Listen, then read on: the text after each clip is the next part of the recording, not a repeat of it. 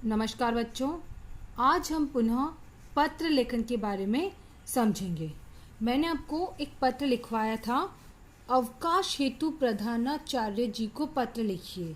ठीक है, तो इसमें मैंने आपको ये बताया था कि हमारा जो फॉर्मेट था उसमें ये था कि यहाँ पे जो सेवा में लिखा हुआ है इसके ऊपर, ठीक है, इसके ऊपर हमने पता लिखा था, है ना। पता क्या लिखा था हमने यहाँ पर, सबसे ऊपर क्या लिखा था यहाँ पर, परीक्षा भवन। परीक्षा भवन। अगर आप अपने घर से लिखते हैं, कभी आपको ऐसा काम पड़ता है कि आप घर से लिखते हैं, तो आप अपने घर का एड्रेस लिखेंगे। अन्यथा आपको क्या लिखना है, परीक्षा भवन, क्योंकि आप स्कूल में बैठ करके पत्र लिखते हैं, तो आपको यहाँ पर क्या लिखना है, परीक्षा भवन। इसके बाद में हम शहर का नाम लिखते हैं। हम कौन से शहर में रहते हैं, उज्जैन, तो हमने यहाँ पर क्या लिखा, उज्जैन। फिर अब हमको दिनांक लिखनी है, तो दिनांक जो भी होगी हमारी 13, 14 या जो भी जिस दिन हमारा पेपर होगा उस दिन जो दिनांक होगी हम वो दिनांक लिखेंगे। ठीक है, ये इस तरह से हो गया। अब इसके बाद में हमको क्या करना है, ये एक लाइन हम छोड़ देते हैं। इसके बाद से हम लिखते हैं सेवा में।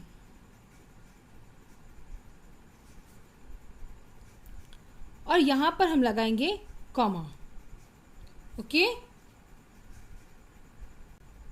फिर क्या लिखा है हमने, सेवा में। ये हमारी किताब में भी लिखा हुआ है। अब इस किताब में गड़बड़ ये है, थोड़ी सी प्रॉब्लम ये कि फॉर्मेट बहुत सालों पुराने वाला है, तो हमको ये फॉर्मेट नहीं लेना है। हमको नया फॉर्मेट जो मैंने आपको बताया है वही लेना है। यहाँ पर ये जो कुछ भी लिखा हुआ है ये यहाँ पर नहीं लिखते हैं, ये आजकल हम सब यहाँ पे लिखते हैं। जो भी पत्र लेखन होता है, लेटर होते हैं, वो सारे एक ही साइड में लिखे जाते हैं। इस तरफ से हम अभी कुछ नहीं लिखेंगे। तो ये जो कॉलम है ये हमें कहाँ लिखना है, यहाँ पर। ठीक है, तो हमने क्या लिखा, सेवा में क्या लिखना है हमको, श्रीमान प्रधानाचार्य। जो भी हम पत्र लिख रहे हैं, जैसे हम लोग स्कूल में लिख रहे हैं तो प्रधानाचार्य को लिखेंगे, किसी स्वास्थ्य अधिकारी को लिखेंगे तो स्वास्थ्य अधिकारी लिखेंगे। तो अभी हम स्कूल में लिख रहे हैं तो हम यहाँ पर क्या देखेंगे, श्रीमान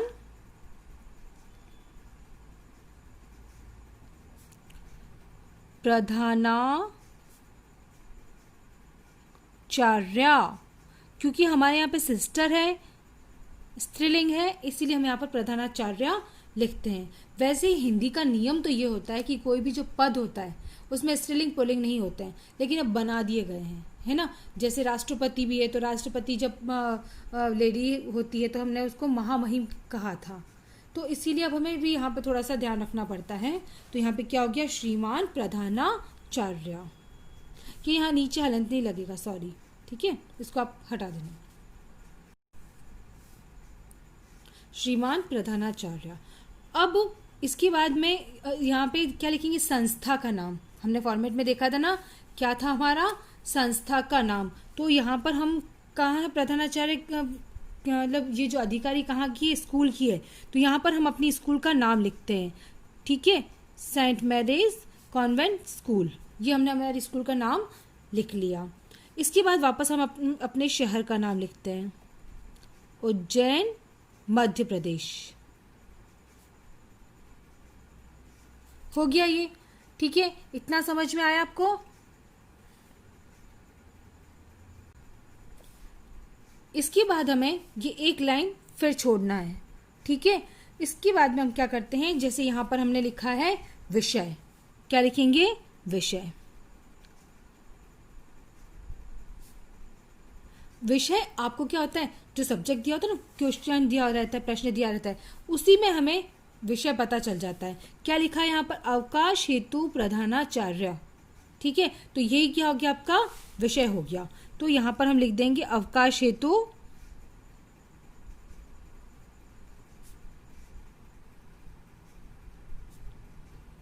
प्रार्थना पत्र।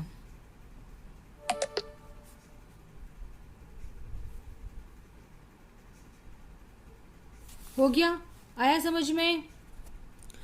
फिर इसके बाद हम क्या करते हैं, यहां पर आभार सूचक शब्द लिखते हैं। तो यहां पर हम क्या लिखेंगे, महोदया।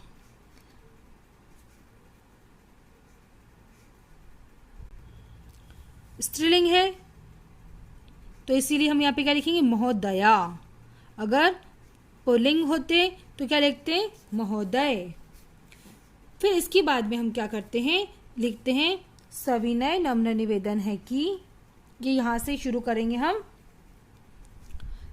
ये एक लाइन छोड़ देंगे, फिर यहाँ से लिखते हैं आधी लाइन से, या सविनय नम्र निवेदन है कि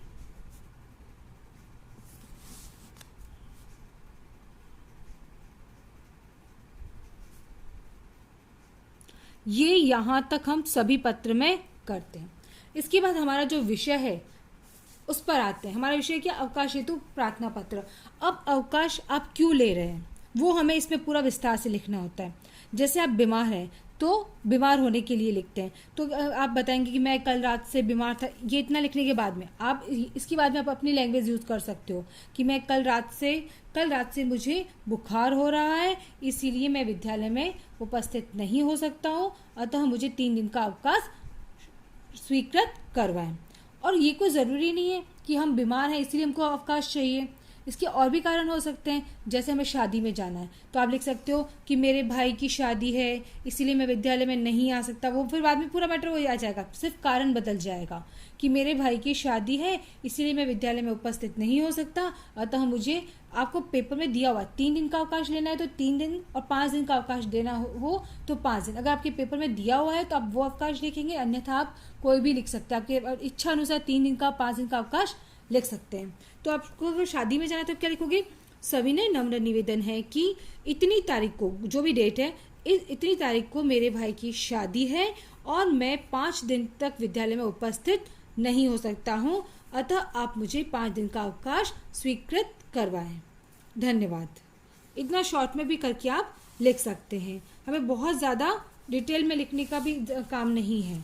ठीक है, ये हो जाएगा आपका, यहाँ तक विषय पूरा कंप्लीट हो जाएगा।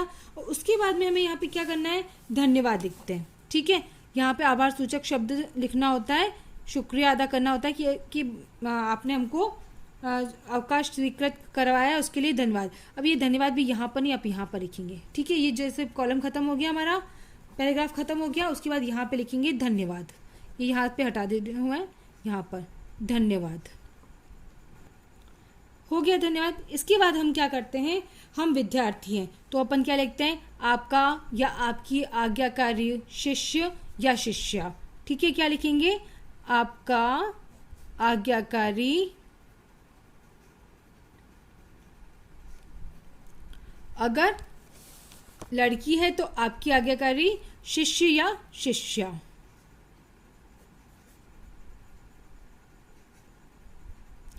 इसके बाद कक्षा, यहाँ पे आपको अपना नाम लिखना होता है, लेकिन एक बात का विशेष ध्यान रखना, जब हमारी परीक्षा होती है, ठीक है, परीक्षा में अपनी पूरी कॉपी में कहीं पर भी अपना नाम नहीं होता है। ठीक है, शहर का नाम भी, आप जब बड़ी कक्षा में आ जाएंगे तो वहाँ पर आपको शहर का नाम भी दिया होगा कि आप राजस्थान के किसी शहर का नाम दे दिया, जैसे भरतपुर के निवासी हैं या आप ग्वालियर के निवासी हैं, तो आपको जो वहाँ पर फॉर्मेट में दिया रहेगा, ऊपर पूरा क्वेश्चन में दिया रहता है कि कहाँ से आप कहाँ के निवासी हो, आपको अवकाश क्यों चाहिए, तो सारा मैटर हमको उस क्वेश्चन में भी मिल जाता है। ठीक है, तो हमें इस बात का ध्यान रखना है कि पेपर में कहीं पर भी हमें अपना नाम नहीं लिखना है। हम नाम की जगह यहाँ पर क्या लिखते हैं, क डॉट लगाना जरूरी, क ख ग, ये भी पूरा एक शब्द बन जाता है, क ख ग नहीं, हमें क्या लिखना है, क डॉट ख डॉट ग। ठीक है, आ गया समझ में आपको।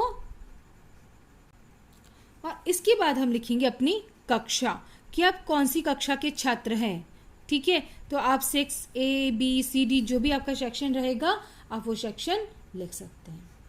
ठीक है, आया समझ में आपको। तो ये आपको पत्र लिखना है। तो मैंने आपको बीमारी है तो पत्र लिखवाया था, तो आज आप मुझे किस पर पत्र लिख कर दिखाओगे, मेरे भाई की शादी है, मेरे भाई की शादी है, तो इसमें आपको क्या क्या लिखना है कि आपके भाई की शादी कौन सी तारीख को है। तो आप लिखेंगे सविनय नम्र निवेदन है कि इतनी तारीख को मेरे भाई की शादी है। जैसे आपकी 14 तारीख को शादी है, ठीक है, तो आप कब से जाओगे, 13 से जाओगे, तो आपको स्कूल से छुट्टी 13 से लेनी पड़ेगी ना।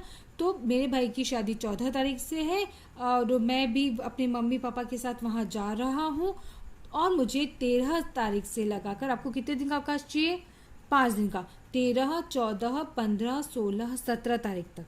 ठीक है, तो आपको 5 दिन का अवकाश चाहिए, इतनी से इतनी तारीख तक का मुझे अवकाश चाहिए। ठीक है, आया समझ में?